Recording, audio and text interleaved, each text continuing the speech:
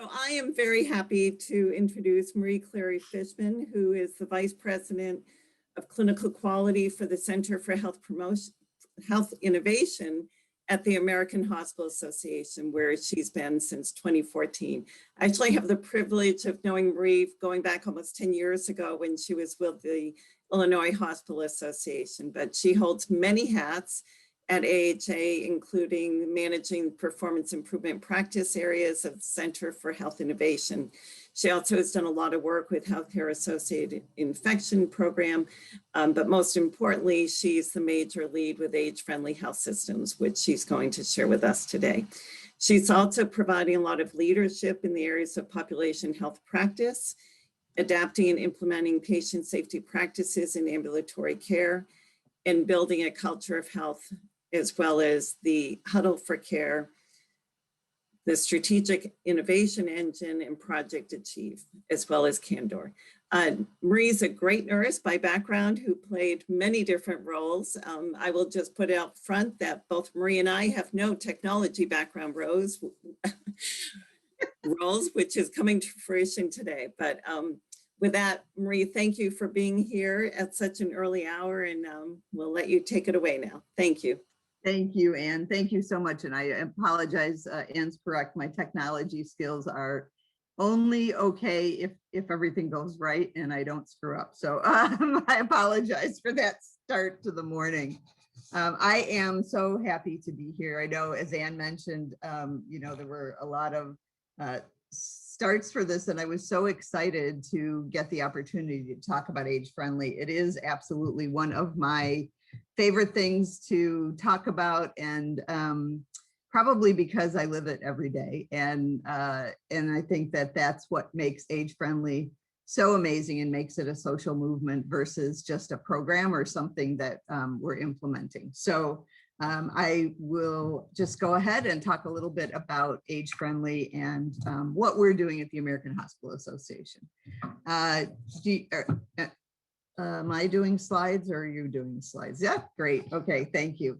So as I mentioned, Age Friendly is a really personal story for me. And this represents my recent family. And there's quite a few folks on here, including my four-legged family that aren't with us anymore. So as I looked at this, I was reminded of those things. But I'm just going to tell you a very small part of this story because my Age Friendly journey started in 2014, prior to Age Friendly actually starting, and it started in 2017. So my journey was happening without me knowing what it was that was happening.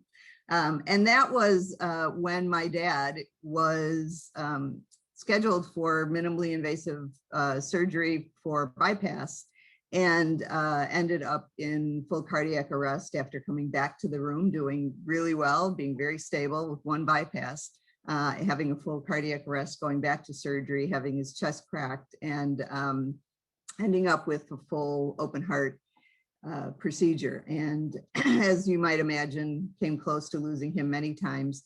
He was the primary caregiver for my mom, who had Alzheimer's. She passed away in 2017. But in 2014, he was her primary caregiver. So as you can imagine, excuse me, it was a very difficult and traumatic time for all of us. I have one brother who is my baby brother, and he has two children. As you can see, those are the two down at the bottom. There's my niece finishing a play where she was playing a nurse. She says she's going to be a nurse. She's 17 now. I don't know. We'll see. And that's my nephew, who is 6'4" and actually in school in college in Vermont. So I'm particularly fond of the East Coast these days. The picture you see of my dad on his tractor, my parents came from Ireland, so he's an old country Irish farmer. That is my nephew on his lap. So those are the two pictures of my nephew that you can see. And the reason I point out my dad on the tractor is because it plays significantly into his mobility and age-friendly story after his open heart surgery. So when my dad came home, as you might imagine, he had a rocky recovery. My dad has some factor deficiencies. And so as you think about any major surgery, that always plays a role in his recovery. And it always is a rocky road anytime we have surgery with my dad. So he did recover. and came back home to my mom. He was getting home care services. And if any of you are familiar with Old Country Irishmen, they don't spend much time in the gym. They spend time digging ditches and they spend time working in the yard. Excuse me. And they, so when you ask them to do exercise, that's not something that sort of resonates with them and is something that they're familiar with. So needless to say, the speech therapist, the occupational therapist, and the physical therapist that came to the house struggled a little bit with getting him to do the things he needed to do for his recovery. And I got a call one day when I was downtown at work, and the caregiver and the physical therapist said, "We can't find your father." I said, "Well, he can't have gone far. He's got a walker. He's post-op." So, and where they found him was at the end of of the lot of the property where they live. There's a shed, and in the shed was his riding mower. And he had taken his walker and he had gone down the yard, which is about half an acre and a long, narrow lot. And so it was a fairly significant walk for him. And he had gone down to visit his riding mower. And when the therapist found him, he said to him, he said, "Mike, what are you doing?" And my dad said, "Well, I'm just, kind of seeing what I can do and what." And so the therapist made his therapy plan riding and getting back on his riding mower. Instead of the typical traditional kinds of physical therapy, he actually worked with my dad to get him on the riding mower. And I could not have been more pleased or happier with the fact that this therapist really found out who my father was and worked with him. The sad part about it was at the end, when my dad had improved and the therapy was signing off, I thanked the therapist and I said, "Can I write a note to someone about you? Can I?" And he begged me not to communicate it, not to tell anybody, because he was afraid he would be fired. And so I felt so bad at the time. And yet I realized that I had run home care previously, and I probably would have had the same reaction prior if I knew my therapists were teaching people how to ride tractors and doing that kind of thing is part of home care. But it stuck with me. And later in 2017, when I started to work on Age Friendly, the pieces all started to fit together. And I realized how very important what matters is, and the 4 M's, and I live it every day. My dad is still with us, thank God. My husband and I moved in with him when my mom passed away in 2017. And so every day I live Age Friendly in helping my dad try to live his best life and do the things that matter to him, but keep him safe. And the 4 M's are part of our daily life. Now, I will just warn everybody that on occasion, you just see this figure just step behind me and stare back at everybody. And so my father has stepped into national and local webinars, and that could happen, just so that everybody knows who that might be. He pretty much looks like that guy in the corner sitting next to my mom at the time. So thank you for listening to my story. Next slide. So what I'm going to do today is talk a little bit about the value of Age Friendly. And I think I've done that and demonstrated that from a personal level, but I'm also going to talk about the importance of it from the national level and what it means to us as a healthcare system. I'll give you an overview of the action community, which is how we get the work done with Age Friendly. And then I want to mention just a little bit about the recognition that exists for you when you become Age Friendly, and then how you can join an action community, and then of course any questions you have. And I will also just say, I love the idea of the chat, so you can put questions into the chat. And if we don't get to them, what I will make sure I do is get those questions from the team, and we will respond back with those answers as needed. Next slide, please. So this is the Age Friendly team at the AHA. Some of you know folks here. That is my pre-COVID hair. So, it doesn't look too much like me anymore, but that is still me. Luella Hung, we have Rahat Ansari. Rahat is really kind of the key lead on all of this, but we have Radhika Parekh, and we have Dr. Kavita Bhatt, who's on the call with us today, backing me up should I fall off the face of the earth in the middle of this webinar. and Tarek Shojat, who is also part of the team. An amazing team and always available to reach out to if there's anything you need. Next slide. We also have some amazing partners. This work is we're able to do this work because of the generous contributions of the John A. Hartford Foundation. They are led by Terry Fulmer, Dr. Terry Fulmer. She's the president of the John A. Hartford Foundation. She is a practicing nurse in gerontology. She is active every day. Amy Berman is the senior program officer, and then Dr. Kate Armate, excuse me, let me finish with the Hartford Foundation. And they are so dedicated to seniors and to the care and the spread of this movement. We wouldn't be able to do this work without them. So they are the most generous and kind partners I think we've ever worked with. And then the work is done with two other partners, the Institute for Healthcare Improvement, which many of you know that group so well, led by Dr. Kate Armate. And then Leslie Pelton. Leslie and I are sisters now and connected at the hip. And so Leslie's just amazing to work with. And then Kellyanne Pippin. And we also are partnered with the Catholic Health Association and Julie Trocchio, who leads that group, and just an amazing partner as well. So we are all involved. One note I just want to make is we run action communities alternately. So we run one in the fall, IHI runs one in the spring. When you consider action communities, please don't pay any attention to whose it is. We are all just interested in getting people signed up.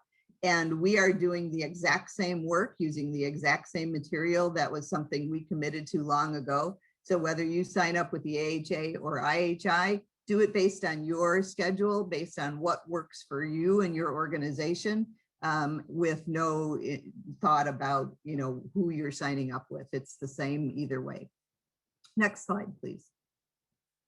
So I just want to give you a little idea about why the American Hospital Association is committed to helping our healthcare systems become age-friendly and really spreading this across the nation. And actually, we have 2 international age-friendly sites. So we're going beyond the nation as well, going international. We have an Australian site and someone in Ireland, and I didn't have anything to do with that. So it's really neat to see it going further and further. So the American Hospital Association has its path forward. Hospitals and health systems are committed to advancing health in America. And the way we're doing that is through looking at access, looking at health, looking at innovation and affordability. And so the H of the future really is transforming healthcare so that it is bringing this to life in a holistic way, and that we're providing a network of caring that really improves all health outcomes. So for us, age-friendly is really fundamental. And during COVID, we really focused on relief, recovery, and rebuilding. And the one thing that I will say didn't drop off at all was the participation that we had in age-friendly. Even when we were very sensitive to how much work you were all doing, and we thank you so much for that. But people's interest in building age-friendly health systems remained elevated and really remained something people were committed to. And I think you'll see why as we go through a little further. Next slide. So why age-friendly? Why do we want to be age-friendly? And why is this so important? And I just want to point out a few statistics. One, I turned 60 in April, so you all have to be able to take care of me when I come to your state and need health care as age-friendly. But the number of adults age 65 and older is now projected to double from 40 million to more than 98 million by 2060. So if we think about those numbers, you can see that being age-friendly is so important simply based on demography alone. If we look at complexity, then we know that 80% of people who are 65 and older have one chronic condition. 77% of them have 2. 75% of that population will require some kind of long-term care, and 40% will require skilled nursing facility of some kind. So those numbers are staggering when we think about the tsunami that's coming of people who really are going to need care of some kind. And now we also know that when people need care, they're at a much higher risk for harm. And so when patients step into our healthcare facilities, they are much more likely to have falls, to have a complication. Their complexity makes them more at risk for complications. So the first time my father had prostate cancer surgery, we didn't know he had factor deficiencies. That resulted in an 8-week ICU stay, him being trached, him having to go to rehab, all of those kinds of complexities that happen. And so focusing on the what matters is really going to be a very good strategic approach to how we care for those 65 and older going forward. Next slide. Whoops. I think we go, there you go. There you go. Oh, there, stop. Okay, thank you. So what's our goal? And as I said earlier, this is really about building a social movement. I have learned actually from Dr. Bott, Jay Bott, some of you may know him. He worked with us previously. No relation to Dr. Kavita Bott, who's with us today, but he taught us about building social movements and had us do some real amazing training in that. And so, as I said before, Age Friendly is more than just a project. It really is about changing the way we think, changing the culture of how we provide care. And while we focus on those 65 and older, it is certainly important to all people who are in a healthcare system, but we really want to focus on those that are 65 and older. And this care is evidence-based, guided by the 4 M's, right? The goal is that we provide no harm, and it is consistent with what matters to the older adult and to their family, but primarily to the older adult, right? We want to make sure that what we're doing is focused on what the older adult really needs and wants. And when I talk about what matters, the one thing I want to point out, because sometimes we default to goals of care in the sense of end of life conversations. This what matters includes end of life, but it is much bigger than just end of life conversations. This what matters is about, my dad's priority is to be able to go to watch my 17-year-old niece play volleyball. She is an amazing volleyball player, and he just loves to be able to go see her. So when he was fully vaccinated, as early as we possibly could get him fully vaccinated, my brother was able to pick him up fully masked in his little bubble and take him to Barrington High School and sit him in a safe place where they were restricting number of attendees to watch my niece play volleyball. And so, all of COVID and how we managed him was really around getting him to that day. So that what is a broader thought of what matters than just end of life care. But we do have some specific aims for Age Friendly. So we had a goal of 12, 30, 20 to reach 1,000, to reach older adults in 1,000 hospitals and practices and have them be recognized. And that's the formal recognition I'm going to talk about just a little bit. Have them be recognized, level 1 recognition as Age Friendly health systems. We more than doubled the goal by the date we were set, and we had over 2,000 sites of care recognized as Age Friendly. So congratulations to anybody here who might be in that group, and to all of the hospitals and healthcare systems that helped us exceed our goal and double that. So by June 30th of 23, we have a new goal, and that's for 2,500 hospitals and practices and 100 post-acute settings to be recognized as age-friendly health systems. So we're counting on all of you to help us get to that goal and double it as well, but we'll start out by shooting for this one. Next slide. So what is an age-friendly health system? Well, an age-friendly health system is a hospital or healthcare system or post-acute setting that really represents healthcare individuals and the issues of the older adults.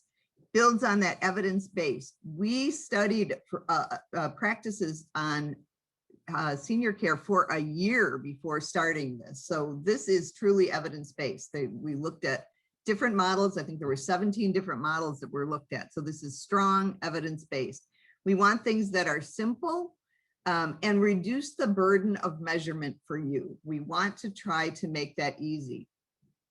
And the thing about the 4Ms is that they're synergistic, and that's really important to remember, because one M impacts the other, and the what matter is the lens that looks at everything. So we never look at one of the M's in isolation.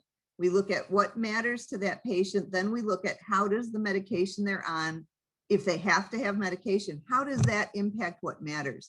You know, is my dad on a medication that makes him lightheaded and dizzy, and so the bleachers at volleyball would be something that would be a safety issue because of mobility. So we look at all of that together, and how would that affect his mentation or his spirit moving forward? Well, none of those are issues for him at this moment, so that's great. But it just gives you an idea about how we look at the what matters, medication, you know, how is that working together, mentation, and that has to be per setting, right? So assessing mentation in a hospital setting is different than a home setting, someone who's at home, or in a post-acute care setting, a physician office, that mentation assessment might be different. And then mobility, of course, and that's what today is focused on. So that's so important. Next slide. I talked about this really and let you know that where we're at. And so, you know, as I mentioned before, we have we have all 50 states represented and 2 international. So that's really exciting. 470 sites have achieved committed to care excellence in older adults, which is really amazing. And then others are participants. So that's excellent. So next slide. So I want to talk just a little bit about what the action community is, because I think one of the things sometimes people are hesitant in joining a new movement is, what does it mean? How do I deal with it? Do I have the capacity? Do people in my organization have the capacity? So once you decide that this fits with your strategic focus and your strategic priorities, those questions are all important. And so I wanted to show you what an action community looks like. It's a 7-month commitment. And really, when I say commitment, there's no charge for this. Certainly your staff time and all of that is investment, but there is no fee to join this. And so that's something I think that people find very, very positive. It's 7 months, so it's more focused on PDSA rapid cycles, so small tests of change. So it is not this huge burdensome kind of initiative that sometimes we feel, you know, we just can't commit to. And these are a series of webinars that are about once every month. And we put those on their virtual. We had an in-person meeting. We'll see what happens in 2022. It would be really nice to be able to pull everybody together. We find that the age-friendly participants are really committed and amazing folks to pull together. So hopefully we might be able to do that. And it was in Arizona in January. So how bad can that be?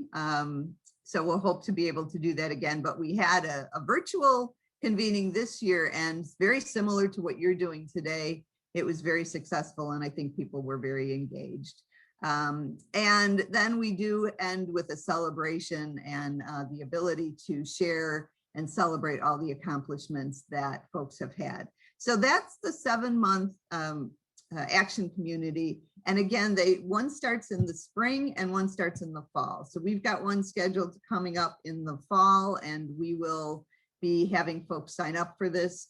The thing that I think is really nice is, of course, we record everything as well. So if you can't get to this, or you can't get your whole team to participate and you need to have that, you have those resources available. And there is a lot of peer-to-peer sharing here, a lot of opportunity to hear what's going on in other facilities, because why reinvent the wheel, right? If we can learn from each other and take great, wonderful ideas and share them around, then that's the best way to do this. And so the one thing I will mention is We have 2 kickoff calls that will come up in September, so we'll really give you a good idea about what the Action Community is. It will be a series of testing interventions in your own setting. And then there is very brief data submission, but it is very data light. So I'll go through that in a minute. Next slide on this. So how do we put the 4 M's into practice? Basically, it's a PDSA cycle. It's a fundamental quality improvement. We start out by asking you to understand your current state. And the one thing that's really important to remember here is when we talk about the 4 M's, those are all things you're already doing, right? In some way, you're already doing falls assessments, you're already doing mentation assessments. These are things that are already happening in your organization. You're doing medication reconciliation. You are talking to patients every day, but they may not all be connected the way we like to see things connected with the 4 M's. When you think about mentation, are you looking at the medications? Are you looking at the mentation and the impact on falls? So it's really to start out with an assessment of what your current state is. And there's a very, very nice tool that's been created that helps you do that assessment. And once you do that assessment, and you'll see, it also tells you what is the ideal state? What are the ideal things that should be in place in order to be successful? And then you can identify where the gaps are. You put together a plan of what you want to test, what you want to do for improvement to get to age friendly. And then you study the performance and you make small incremental changes as you go. And then you put in a plan for sustainability going forward with the 4 M's. So as you can see, if you're familiar with PDSA or any improvement cycle you use in your organization, that's the process that we go through. Next slide. This is the candy slide, and not just because I like candy, but I really love this slide because I think this is what's so important with age friendly. So we ask you to follow the 4 M's and follow the evidence base. That's tight. There's no negotiation on that. So look, if you look at the candy, the part of the candy which is twisted very tightly, that's the evidence-based 4 M's. The middle or the ends where it's full and there's room, and that's where you can put in whatever fits in your culture. So we don't tell you what dementia assessment, or excuse me, what mentation assessment tool to use. That's up to you. But we tell you you should assess mentation. And that's the beauty of the age-friendly health system initiative, is that we don't mandate anything. We don't mandate what you do for medication assessment.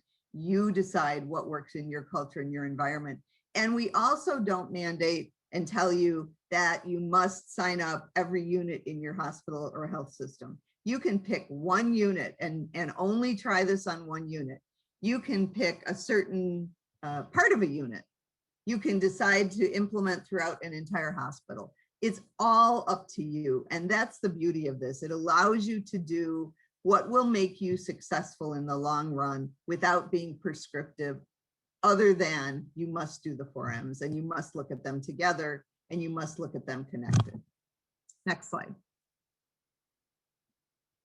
So here's some ideas that are really what we've seen. And I think one of the things that's so great about these ideas is that you can see the simplicity to some of these things that have made significant change in an organization. And so these are some things that people have done differently, and they've seen a great improvement in the M's. So one thing is converting whiteboards, instead of having them be, daily whatever, but they turn them into what matters boards.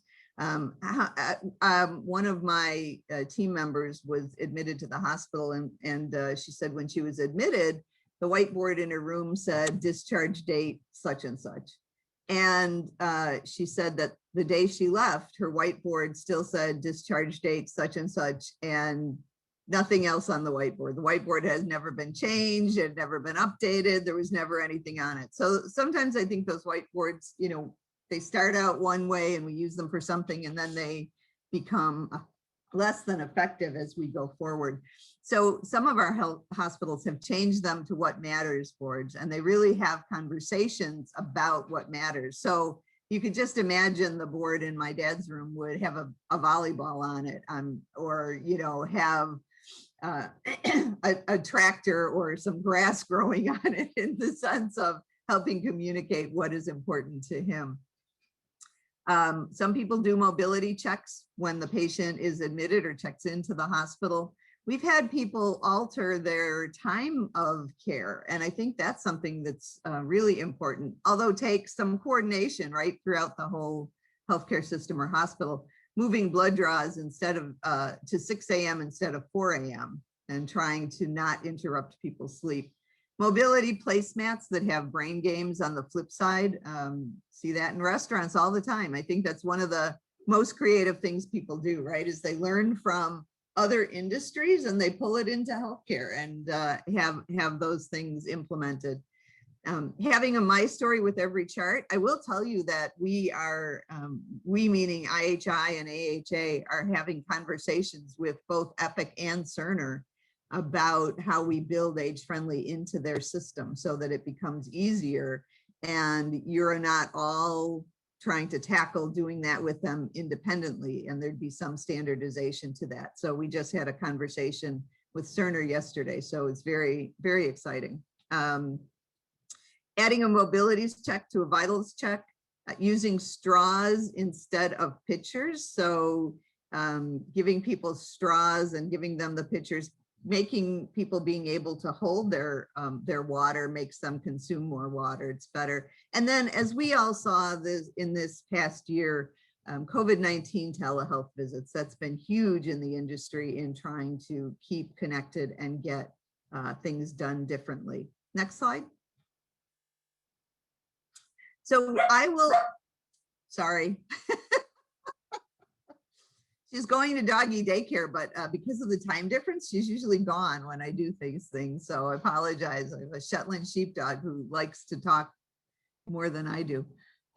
Resources. There are amazing resources for age friendly. We have things like a return on investment calculator. For those of you that have CFOs or folks who really want to get involved in what kind of clinical things are going on, we've got an ROI calculator that will help you put the numbers together to demonstrate the benefits of an age-friendly system. So we've got guides to using, we've got guides to what matters, can help you build a business case. We've got guides to implementing your changes in Cerner and Epic. We've got case studies from different Cerner or Epic users. The resources are really, really well done in this and available to any of you anytime. You can go to ihi.org at Age Friendly and find those resources. You know, they're not limited to you being in an action community, so feel free to go and use those. Take a look. They're very creative and give you some amazing information, and as well as the case studies that we have. Next slide. So I wanted to talk a little bit about the recognition. I told you before that I would let you know. This is something that is extremely, this is a good thing to be proud of. And one of the things that we wanted to make sure is that you had the resources and you had a method for sharing your success in becoming age friendly. And we wanted you to be able to share it with the world. Right? When you try to create a social movement, you really want to do it in a strategic way. And so what we tried to do was create a way for you to do that. And you can either be participant or you can get a committed to care recognition. And there are kits, media kits, recognition kits, communication, social media, things that come with each of these. So as you achieve one of these statuses, you will get that kit and be able to use that. You'll get the logo and all of the things that you need to do to be able to scream from the highest mountaintops that you're an age-friendly health system. So to start out, you start out as a participant. when I mentioned earlier that you start out by doing an assessment and then define what it is you want to do to improve, you submit that to the IHI. They review it and just make sure that it meets expectations and criteria for them. They send it back to you saying approved, and then you can say that you're an age-friendly health system participant. So that's all it takes. The second level is that you're committed to care excellence for older adults. And that takes just a little bit more. Once you've implemented your changes and once you've got those practices in place, then they ask you to count the number of people that are 65 and older whose care includes the 4 M's as you report by your site. So it's just a number count of the people 65 and older touched by the new practices you've put in place for the 4 M's. And you submit that for 3 months, and that gets you committed to care excellence recognition.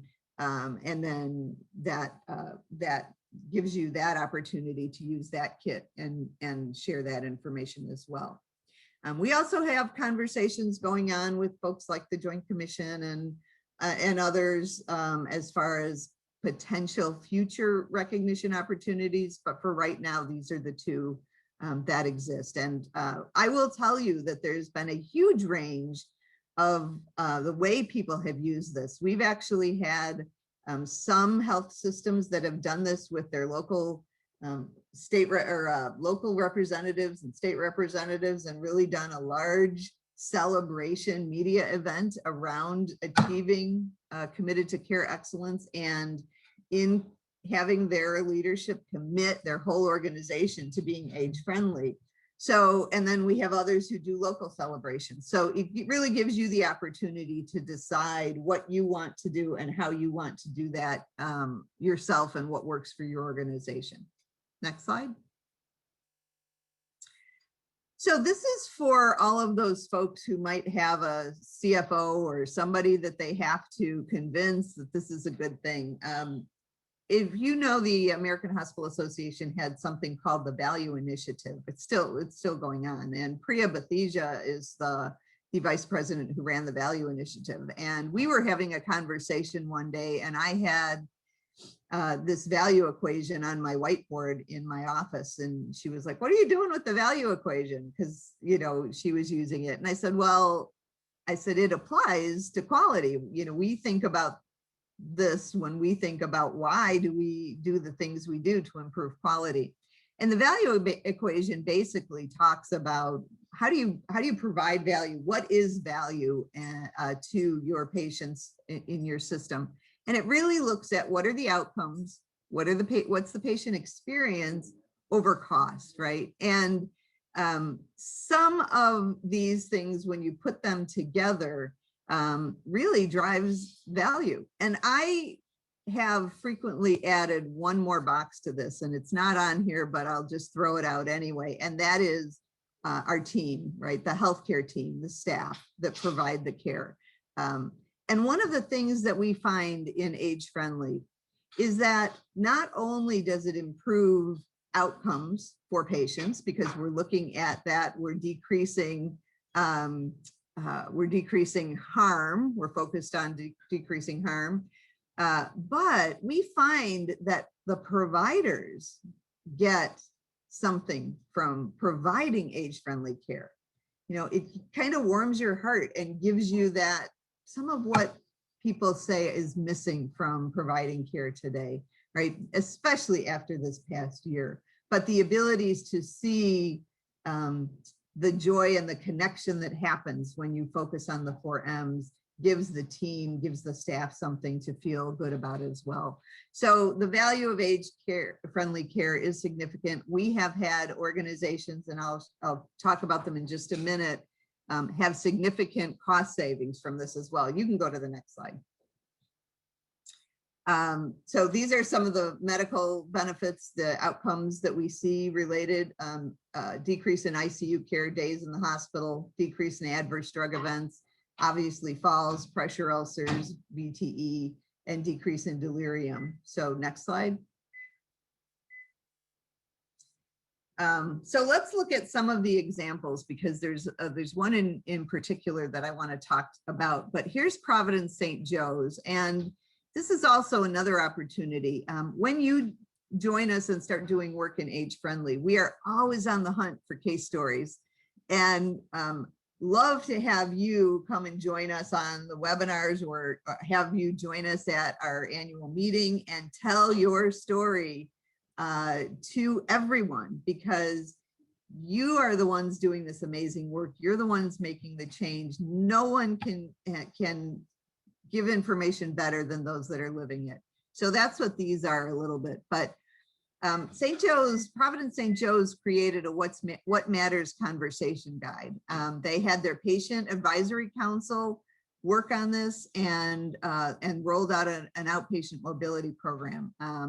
They actually trained champions, provider champions, had a geriatric mini fellowship that was created in 2018.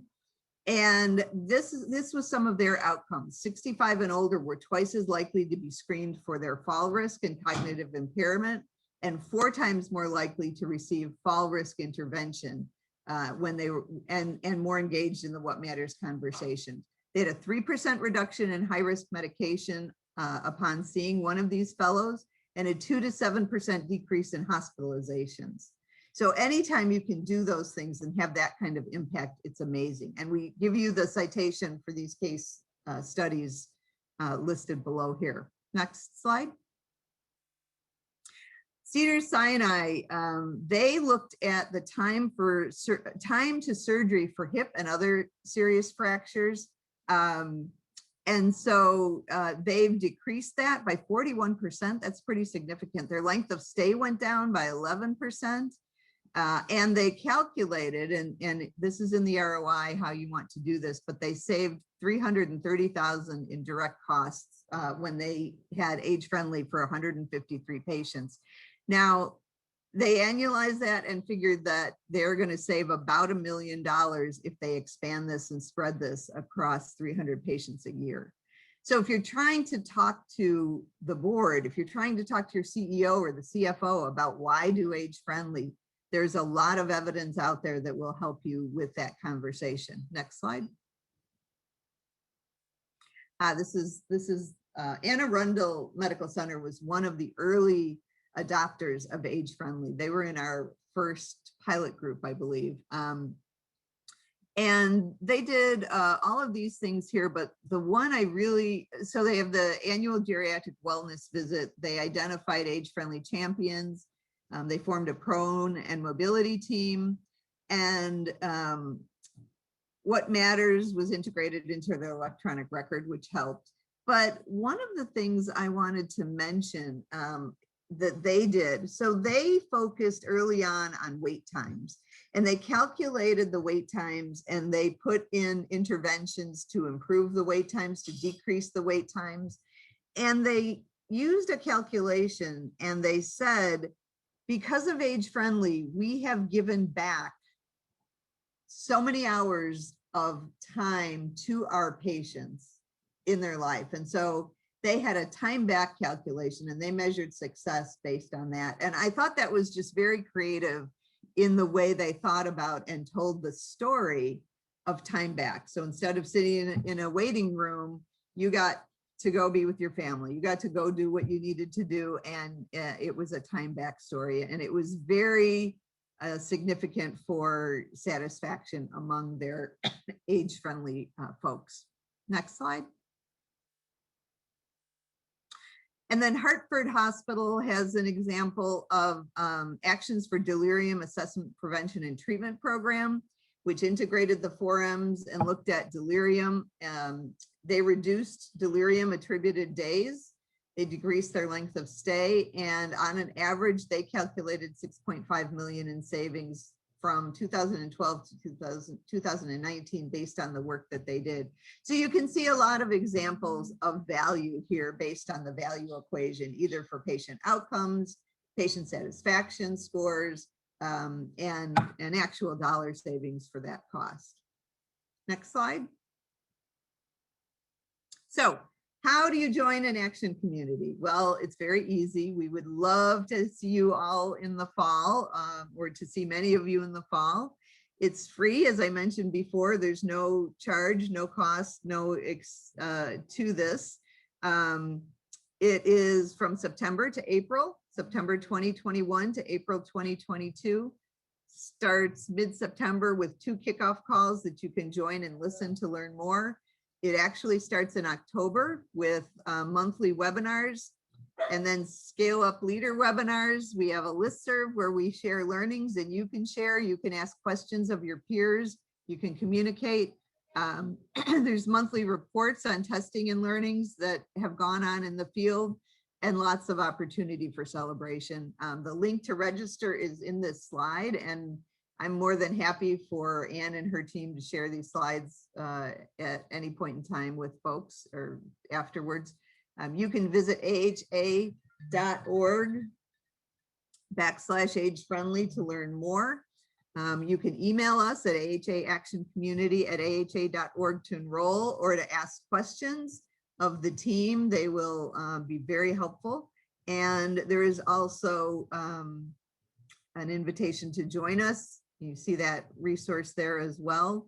And we are just really excited about continuing to spread this. The Hartford Foundation on our monthly call suggested or indicated that they're intending to keep this work going. So we're really happy to hear that. And we would love to get the whole East Coast, in case I have to go out east.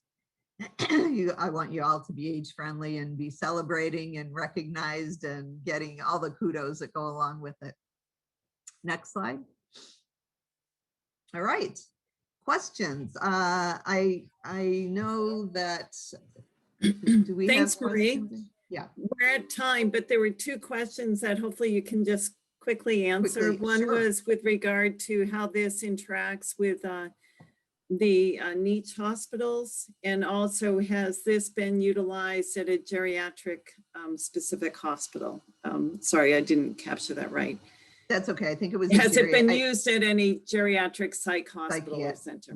Yeah.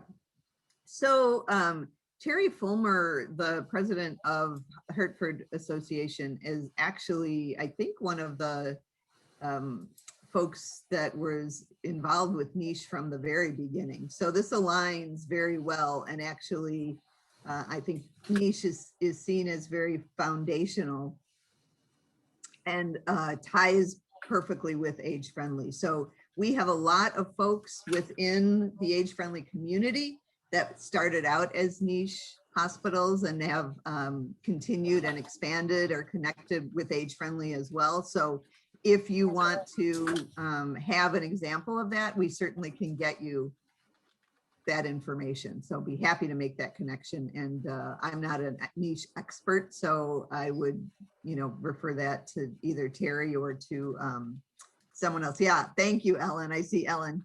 Terry created the niche program in the early 90s at NYU. Thank you for that. Yes. So you would imagine that niche is highly connected with age friendly based on Terry's commitment. So yes, we have lots of that. And then, boy, I can't recall, there's some bell ringing about a psychiatric, geriatric psychiatric facility in one of our case studies, and unless Kavita has it, I need to go back and look at that for you and find out if we have somebody. But there's some bell ringing in my old brain that makes me think that that there is something there. But I will look at that and I will get that information back to you. Great, thank you. All right. Well, For thanks those everybody. Sorry, Anne. Thank you so much, Marie. I just wanted to let people know a lot of links were put into the chat to the connections that Marie was talking about from Kavita.